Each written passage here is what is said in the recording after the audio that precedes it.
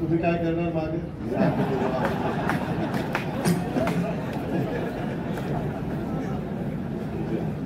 आणि म्हणून जिल्हा परिषद काय करू?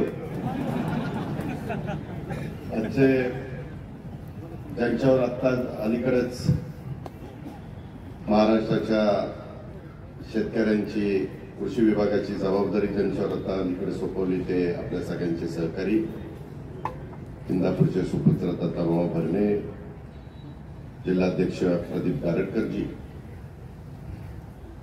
आज ज्यांच्या पक्षप्रवेशाच्या निमित्तानं मी आणि आपण सगळेजण जमलेलो आहे ते आपल्या सगळ्यांचे सहकारी रमेश अप्पा थोरात, त्यांच्याबरोबर असंख्य, मी आपल्याला म्हणलं आपण काय तुम्ही एकटाच आला काय बाकीची म्हणले सगळे आली.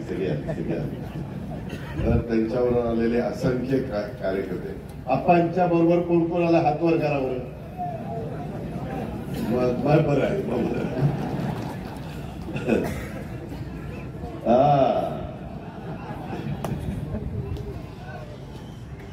आपले नितीन दोरगेजी, विरधन जगदाळेजी, राहुल दिवेकरजी, सुरेश गुलेजी, वैशाली नागवडेजी, दिगंबर दुर्गाडेजी, राजेंद्र नागवडेजी, सुनील चांदेरेजी, संजय काळेजी, भालचंद्र जगतापजी, प्रवीण शिंदेजी, निर्मला नवलेजी, दत्तात्रय पानसरेजी, घनश्याम शेलारजी, अशोक सावंतजी, बाळासाहेब नाटाजी, राजेंद्र कोळेकरजी, भगवानराव पाचपुतेजी, सयाजी ताकोणेजी, मधुकरराव दोरगेजी, तसंच आमचे इथं सागर फडकेजी, रंगनाथ फुलारेजी, मोनिका हरुगडेजी, योगिता दिवेकरजी, ज्योतिताई झुंगेजी, पूर्वा शहाजी, राणीताई शेळकेजी, सारिका पानसरेजी, दिलीप वालेकरजी, मीनादेव दिवेकरजी, नंदुकाळवरजी, गुरुम नारायणजी, संतोष कांचनजी, अण्णासाहेब माडिकजी, सुधीर अराटेजी, दिलीप अंडाळजी, रोहिदास टिळेकरजी, जितेंद्र बडेकरजी, अजित बलदोडाजी, अनेक माझ्या दौंड शहरातले इव्हन श्रीगोंद्याचे उपस्थित असणारे सर्व माझे सहकारी, त्याचबरोबर माझ्या दौंड तालुक्यातनं, माझ्या हवेली तालुक्यातनं, पुणे जिल्ह्यातून आलेले सर्व राष्ट्रवादी काँग्रेस पक्षावर प्रेम करणारे सन्माननीय पदाधिकारी, दौंड तालुक्यातल्या सर्व आजी माजी सन्माननीय पदाधिकारी, पत्रकार बांधव, आमच्या सगळ्या लाडक्या बहिणी, सगळ्यांचे तरुण तरुणी, शेतकरी बांधव, जमलेल्या बंधू भगिनींनो, माझ्या तरुण मित्रांनो, थोडासा उशीर झाला. मला आप्पांनी सांगितलेलं होतं की दादा 5:30 वाजता या, पण उशिरात 6 वाजेपर्यंत या. परंतु आपल्याला माहिती आहे की सध्या एकंदरीत काय परिस्थिती आहे. मी सुरुवातीलाच आपण सगळेजण, आपला महाराष्ट्र हा शिवशाहू फुले आंबेडकरांचा महाराष्ट्र आहे आणि त्यांच्या विचारांनी तुमच्या माझ्या महाराष्ट्राला पुढे न्यायचं आहे.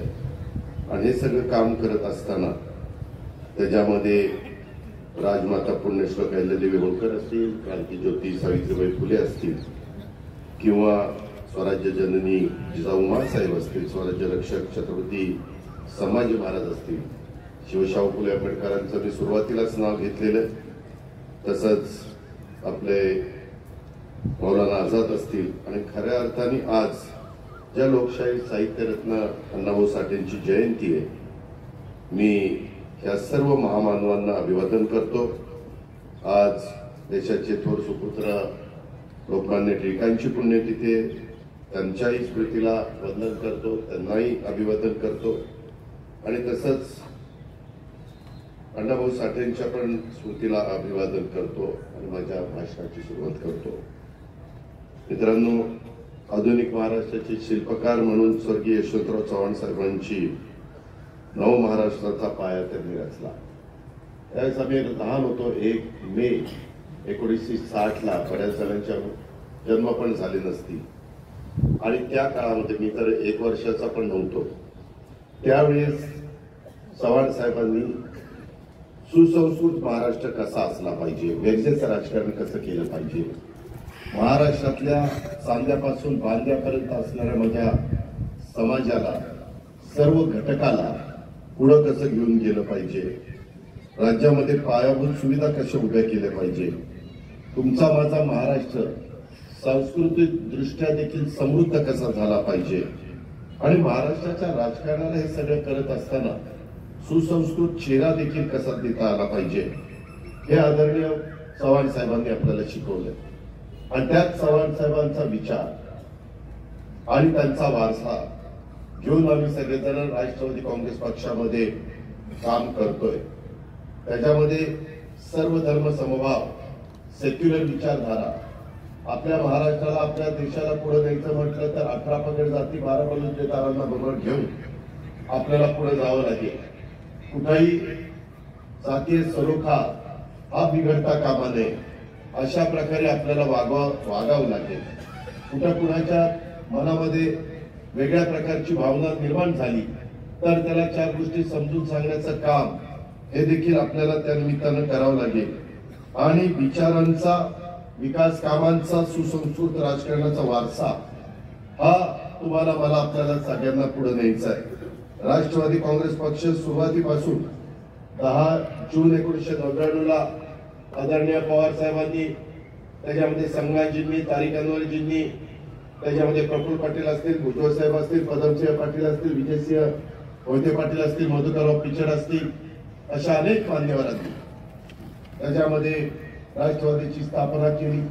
आपण सगळ्यांनी साथ दिली आणि इथपर्यंत आपण पोहोचलेलो। अनेक पाणी त्या ठिकाणी वाहून गेलेलं आहे आणि ते पाणी वाहून जात असताना नवं नेतृत्व आपण पुढे आलेलं आहे। अजून नवीन नेतृत्वाला आपल्याला उद्याच्या जिल्हा परिषद, तालुका पंचायत, नगरपालिका, नगरपंचायत, महानगरपालिकेच्या निमित्तानं संधी द्यायची आहे। आम्ही महायुतीमध्ये काम करतोय।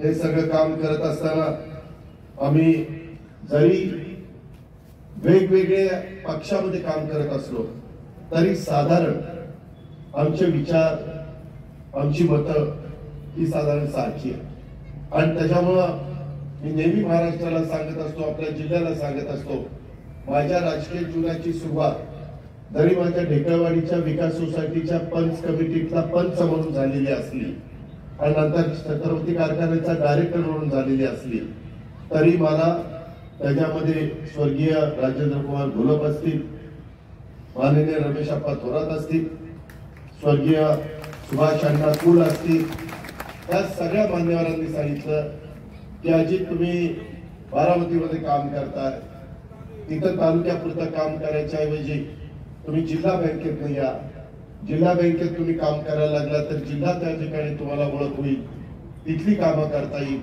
अशा पद्धतीने तुम्ही आलं पाहिजे। कधीच बारामतीची जागा ही आमच्या विचाराची निवडून येत नव्हती, त्याच्यावर तिथं उभं राहावं आणि काही गडबड झाली तर काय करायचं। परंतु मी सगळ्या कार्यकर्त्यांना सांगितलं की निवडणुकीला घाबरायचं नाही, यश अपयश मिळत असतं। मी नेहमी तुम्हाला सगळ्यांना सांगतो, महाराष्ट्राला सांगतो, यशाने उडवून पण जायचं नाही आणि अपयशाने खचून पण जायचं नाही। आपण आपलं काम करत राहायचं। कधी समाज आपल्याला पाठिंबा देतो। आता लोकसभेच्या मागच्या निवडणुकीच्या निमित्तानं जनतेने आम्हाला थोडंसं नाकारलं। 48 पैकी 31 जागा त्या महाविकास आघाडीच्या आल्या, 17 जागा त्या आमच्या महायुतीच्या आल्या। त्यामध्ये आम्हाला जबरदस्त किंमत मोजावी लागली, त्याच्यामध्ये संपूर्ण लक्ष दिलेलं होतं, सगळं काही केलेलं होतं, परंतु जनाधार हा आमच्या बरोबर त्यावेळेस नव्हता। आम्ही 5 महिन्यांनी विधानसभेला सामोरं जायचं होतं आणि विधानसभेला सामोरं जात असताना त्या संदर्भामध्ये काय करायचं, कसं करायचं त्याबद्दलची चर्चा चाललेली होती। आम्ही त्याच्यातून शेवटी जनतेचा विश्वास पण संपादन केला पाहिजे। जनतेचे प्रश्न, लाडक्या बहिणींचे प्रश्न, माझ्या शेतकऱ्यांचे प्रश्न, माझ्या युवक युवतींचे प्रश्न, रोजगाराचे प्रश्न, असे अनेक प्रकारचे प्रश्न असतात। सुधारणा होती, बदल होत आहेत, पूर्वीचे रस्ते, आत्ताचे रस्ते। आत्ताच मी गडकरी साहेबांचा कार्यक्रम करून आलो, तुम्ही चॅनलवर कदाचित बघितला असेल। त्यामध्ये आपल्या सोलापूर रोडला भूमिपूजनाचा कार्यक्रम, आपल्या नगर रोडला भूमिपूजनाच्या कार्यक्रमाच्या करता त्यांनी आम्हाला तिथं भेट द्यायला सांगितलेले. मुख्यमंत्री म्हटले की एक कार्यक्रम आपण तिथं घेऊ, दुसरा कार्यक्रम काही दिवसांनी घेऊ. 15,000 कोटी रुपयाचे आपण रस्ते त्या ठिकाणी फ्लायओव्हर करतो, वाहतुकीची कोंडी सोडवण्याचा आपण प्रयत्न करतोय. आपण सगळेजण पीएमआरडी मध्ये येत आहे, त्याच्यामधनं आपल्या रिंग रोडची कामं रस्ते विकास महामंडळाची आपण हातात घेतलेली आहे. दुसरा रिंग रोड पीएमआरडीचा पण आम्ही हातामध्ये घेतोय. आत्ताच आमचे इंजवडीचे सरपंच सांगत होते की दादा तुम्ही इंजवडीला 2 ट्रिप केल्या आणि त्याच्यात कामं मोठ्या प्रमाणात सुरू झाली, परंतु रस्त्याची रुंदी जास्त करू नका. आमच्यातली लोक जरा नाराज आहेत. मित्रांनो, उद्याच्या 50 वर्षाचा विचार करायचं म्हटलं तर रस्ते रुंद करावे लागतील. मी राजकारणात तुम्ही मला खासदार 91 साली केलं, त्यावेळेस मी तुम्हाला सांगितलं असतं की आपण पुणा सोलापूर रस्ता 4 पदरी करून त्याला कुठं कुठं महत्वाच्या गावांना सर्व्हिस रोड काढू. तुम्ही म्हणलं असता काय करायचं, कोण तिथं चालत. परंतु आज तेच रस्ते बारके पडायला लागले की नाही. आज आपण रेल्वेची व्यवस्था वाढवतोय, आज अजून काही रेल्वे लाईन आपण टाकतोय. त्याच्याबद्दल आपले रेल्वे मंत्री वैष्णवी साहेबांनी, देशाचे पंतप्रधान नरेंद्र मोदी साहेबांनी आपल्याला मदत केलेली आहे. 4 ते 5 वर्षामध्ये तो कार्यक्रम आपल्याला करायचा. त्याच्याही बद्दल जमिनी अक्वायर करायला आम्ही घेणार आहोत. पुरंदरमध्ये काही लोकांचा विरोध आहे, परंतु विमानतळाची साईट ही पुरंदरमध्येच त्या ठिकाणी आपल्याला मिळालेली आहे. आम्हाला लोकांचा काहींचा विरोध असला तरी नाईलाज असल्यावर तिथं विमानतळ करावं लागतो. माझ्या शेतकऱ्यांचं कसं कमीत कमी नुकसान होईल. ज्यांची जमीन घ्यावी लागेल त्यांना चांगला मोबदला कसा देता येईल, त्यांच्या पुढच्या पिढीचं त्या मोबदल्यामध्ये भलं कसं होईल. त्यांची जमीन घेत असताना त्यांना उद्याच्याला मिळालेल्या पैशातनं दुसरीकडे जमीन घ्यायची म्हटलं तर आरामात कितीतरी जास्त जमीन घेता आली पाहिजे. अशाही प्रकारची व्यवस्था आम्ही त्या ठिकाणी करतो. वेगवेगळ्या प्रकारे लाखो कोटी रुपयाचे रस्ते आपण महाराष्ट्रामध्ये आणि देशामध्ये नितीन गडकरींच्या नेतृत्वाखाली करतो. त्या पद्धतीने विकास झालेला. हा सगळा विकास होत असताना काही राजकीय स्थित्यंतर घडत असतात. मधल्या विधानसभेच्या निवडणुकीच्या निमित्तानं आप्पा आणि तुम्ही सगळ्यांनी एक वेगळी राजकीय भूमिका घेतली. त्यावेळेस तुम्हाला तसं ती भूमिका घ्यायला भाग पडलं. पण शेवटी माझ्या तालुक्याचा विकास झाला पाहिजे, आपल्या जिल्ह्याचा विकास झाला पाहिजे, आपल्या लोकांचे प्रश्न सुटले पाहिजे, हीच आपल्या सगळ्यांची धारणा आहे. आणि त्याच्यातून आपण पुढे जायचं ठरवलं. आप्पांची माझी चर्चा झाली. आप्पांनी सगळ्या तालुक्यामध्ये दौरा केला. त्याच्या संदर्भातले आप्पांनी ती भूमिका घेतल्यानंतर काही जण आमच्या बरोबर राहिले, काही जण आप्पांच्या बरोबर गेले. असे थोडीशी ओढाताण कार्यकर्त्यांची झाली. एकीकडे मी, एकीकडे आप्पा. काय करावं कार्यकर्त्यांना समजत नव्हतं. आणि त्याच्यातून जो निकाल लागला तोही तुम्ही सगळ्यांनी पाहिलेला आहे. आणि या सगळ्या घटना घडत असताना आता पुढच्या काळामध्ये आपल्याला काही संस्था आज आपल्या ताब्यामध्ये आहेत. ती खरेदी विक्री संघ असेल, जिल्हा बँक असेल, जिल्हा परिषद जवळपास 8 वर्ष झाली ती जिल्हा परिषद झाली. 17 साली झाली, आता 25 साली. कार्यकर्त्याला वाटतं की मलाही कुठेतरी संधी मिळाली पाहिजे. सुरुवातीला प्रास्ताविकामध्ये बाळासाहेब कापरेंनी भाषण केले. ते पूर्वी जिल्हा परिषद सदस्य होते. अनेक इथं बसलेले जिल्हा परिषद तालुका पंचायतीचे सदस्य होते. नवीन कार्यकर्त्याला पण वाटतं की बाबा मला कधी संधी मिळणार. मुख्यमंत्री, मुख्यमंत्री, मंत्री, राज्यमंत्री, खासदार, आमदार होणारे होत आहेत. आमचं काय.